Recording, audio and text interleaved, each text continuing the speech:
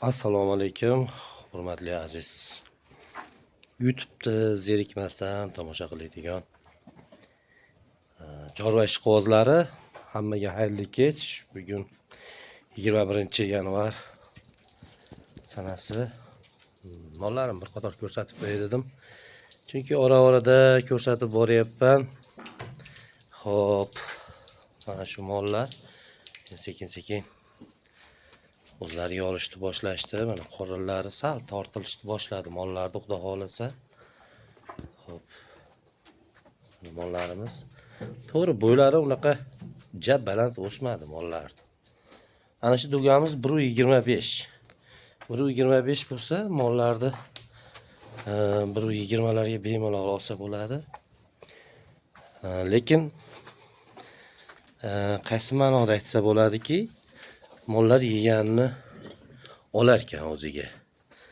Bo'ylarini bilmadim. Doimgidek, oldingidek aytaman, zotini bilmayman. O'sha gibrid bo'lsa kerak bular ham. Gibrid mollar bo'lsa kerak. Lekin aniq manundaqa deydigan bas. O'sha ja semental bo'lmasa ham haligi ja urf bo'lgan mollarga chatishib nima bo'lgan mollar. Xudo xolasa yeyishyapti, yana bir 2 oy, 3 oy yeyishsa chiroyli bo'lib qolsa kerak bu mollar. Xudo xolasa o'sha doimgidek somon bilan silosda aralashtirib ustiga o'sha yemini beramiz. Yemi hamki o'sha kepay ozmoz un aralashadi. Hali ja streshni qarab o'rganimiz yo'q. Xudo xolasa sekin-sekin fevral oyiga o'tib, kunlar sal ilishni boshlaydigan bo'lsa, ana shunda streshni qarashimiz mumkin mollarga. Hozir shu mashtem bir xilda somon, silos aralashmasi va kepay, ozmoz, o'sha ikkinchi sort un aralashmasi. Endi yo qoplab yuboradi bu deydi. Men doim o'zi shunaqa boqaman. Ya'ni yemi kepay va undan iborat. Ko'ramiz, hali bor, lekin tan olaman, hali bor. Mollar buzoqcha, ko'rinishi ham hali buzoqcha. Bunisi menimcha tish yordamikigan, adashmasam. Men o'zim bilmayman, lekin jiyanim aytgandilar, tish yorgan mana shunisi deb. Qolganini bilmadim endi. Xudo xolasa 10 taga joy qilganmiz mana shu yerga. Oxirida bitta molga favqulodda joy qoldirganman 1.20 atrofida. Mana bu yerda, mana bu ustundan, mana bu ustungacha, xo'p, 340 joy qoldirganman. Xudo xolasa ko'payib ketsa, mana shu yerga ham joy qilaman deb. Endi hozir bu katta plashatka bo'lib turibdi.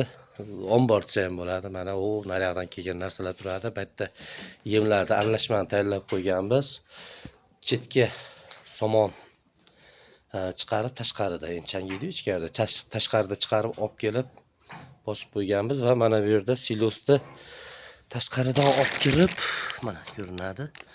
Xullas qulaylik zo'r, xudo xolasa. Qulaylik yaxshi. Kengina 1.5 metr qildirganman bu yog'ini. Semenni. Xo'p, mana bu yer ham keng joy, mana ichkariga tortganmiz. Tashqariga tortganmiz. O'tgan yili bu paytdan sal ertaroq tert berilardi. Mana shu yerda tertlar uyutilardi boshqa. Qo'shimcha oxirlar bor. Keyingi yilga molni almashtirganimizda zakon deydimi, yaylov sifat qilib tashqarida boqamiz. Tashqarimiz ham bir 10 sotga ortiq joy shunda yonlarni devor qilib qo'ydik. Endi oldini shundoq to'siq bo'ldi. Ikkita oxir bor. Tashqariga olib chiqib, xudo xolasa mana shu oxirlar o'rnatib, bularni maydalab kelganicha endi.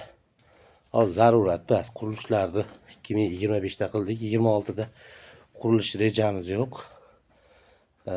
O'rnini yo'qotmasdan ko'paytiramiz degan umiddamiz. Hammani uyda mollar to'lsin. Xo'p. Yana bir 10-15 kunda yo bir oyda mana shu mollarning holatini ko'rsataman. Boshqa videolar ko'rsalar mollarni qanaqa holatda olinganligi bilinadi. O'sha 20 kun bo'ldimi, keyin vallahi alam tashaganimga bilinadi. Xo'p, hammaga xayrli oqshom.